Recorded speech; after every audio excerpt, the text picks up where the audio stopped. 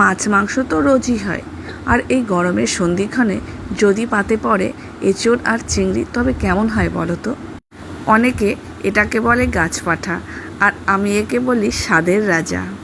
আর এই রাজার সাথে যদি যুক্ত হয় লাল লাল করে ভেজে রাখা চিংড়ি মাছ, তাহলে তো আর কোনো কথাই নেই, সোনায় সোহাগা। চিংড়ির যে একটা আলাদা ম্যাজিক আছে, সেটা যে কোনো তরকারিতে পড়লেই বোঝা যায়। কড়াইতে যখন সর্ষের তেল দিলাম, দেওয়ার পর যখন ফোড়নে তেজপাতা, শুকনো লঙ্কা, এলাচ দানা দিলাম, সুগন্ধটা যখন নাকে চলে এলো, তখনই বুঝতে পারলাম যে আজকের রান্নাটা জম্পেশ হতে চলছে। পেঁয়াজ, টমেটো কুচোনো আর নিজে হাতে শিলনোড়াতে বেটে নিয়ে মশলা ভালো করে কষিয়ে নিলাম। রান্নার আসল স্বাদ তো লুকিয়ে থাকে এই ধৈর্যের সাথে।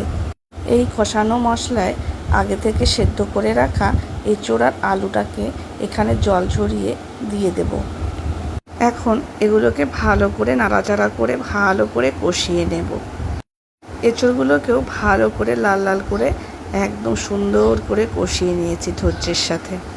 এরপর পরিমাণ মতো জল দিয়ে কিছুক্ষণ ঢেকে রাখার পালা। তারপর তো আমি জল দিয়ে কিছুক্ষণ ঢেকে রাখলাম। রান্নাটা যখন প্রায় শেষের দিকে, তখন ভেজে রাখা চিংড়ি মাছগুলো ছড়িয়ে দিলাম। সবশেষে সামান্য একটু গরম মশলা আর ঘি, ব্যাস, আর কিচ্ছু দরকার নেই। এইভাবেই তৈরি করে নিলাম আমাদের গরম ভাতের উপর পরম তৃপ্তির এঁচোড় চিংড়ি।